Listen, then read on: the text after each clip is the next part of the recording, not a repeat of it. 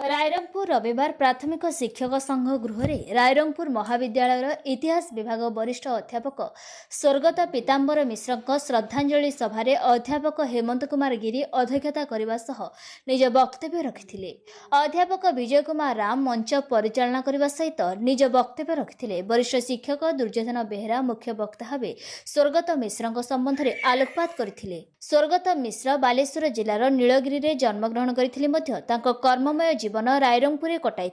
शिक्षक और अध्यापकों मिलित मंचरे निर्विवादीय सभापति रही बहु उल्लेखनीय कार्य करथिले। मधुमेह रोगरे पीड़ित थिबारु नुआदिल्ली स्थित एक बेसरकारी चिकित्सालय चिकित्सित हेबा अवसर में गतकाली इहधाम त्याग करथिले। से आसंता 2027 एप्रिल मासरे अवसर नहीं थांते। तांको अकाल वियोग मिलित मंच पई अपूरणीय क्षति। अध्यापक किशोर कुमार बेहेरा, संतोष कुमार बसा, सुभाष चंद्र बारिक, जे अरविंद गिरी, कैलाश चंद्र प्रजापति, रतिकांत गिरी, सुरेंद्रनाथ राज, सुबल चंद्र दास महापात्र, सत्यवान साहू, मानस कुमार परिड़ा, छात्र मनोरंजन हांसदा और अन्य माने श्रद्धांजलि देवा सहित निज निज वक्तव्य रखिथिले। वरिष्ठ शिक्षक गोपाल कृष्ण महांती निज वक्तव्य रखी उपस्थित समस्त को धन्यवाद प्रदान करथिले। आम समस्त मर्माहत जेहेतु मो सार छात्र थी से हिसाब से मत गभीर आघात लगी सार चरण मोर कटकटी प्रणाम। तांकु आत्मा शांति रहू परिवार को देहांत आम समस्ते मर्माहत एवं तांकर आत्मार सद्गति आम समस्ते नीलगिरी ठारू आरंभ करी रायरंगपुर भुवनेश्वर पर्यंत से गोटे संघ थे।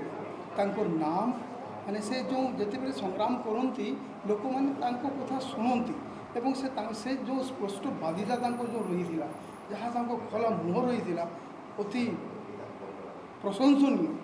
आज से नहांती आम जो ब्लॉक ग्रांट रो मूवमेंट रे जो भूमिका थिला ता वास्तविक प्रशंसनीय एवं आत्मा जगन्नाथ चरण में स्थान पाओ ये कामना करी आज आम एक मिनिट प्रार्थना करूँ। आम गहण पीतांबर सार नहांती आम मैंने समस्ते गभीर भाव आघात पाइछु। ये अपूरणीय क्षति से बामनघाटी पांचपीढ़ी संगठन मिलित मंचर सभापति थिले। 2017 मसीह जिते आम मिलित मंच आनुकूल्य आंदोलन को ओह्लैलु 2टा सब डिविजन से सभापतित्व नौले। जो कार्यशैली निश्चित रूपे आज स्मरणीय। से जड़े निर्भीक एवं स्पष्टवादी संग्रामी थिले। प्रत्येक मुहूर्त ताकर मनोबल सब सकारात्मक थिला। मिश्र सार असमयर निधन रे आमे बहुत म्रियमाण। से रायरंगपुर कॉलेज रे इतिहास विभाग रे 1993 मसीह कार्यरत थिले।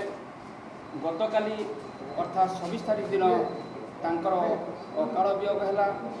यही वियोग रे मु तांकर बंधु हिसाब से बहुत म्रियमाण एवं तांकर अमर आत्मार सद्गति मु प्रभु जगन्नाथ निकट में प्रार्थना करुँची। अमर आत्मा सद्गति हो। रायरंगपुर श्यामलेन्दु परिड़ा रिपोर्ट।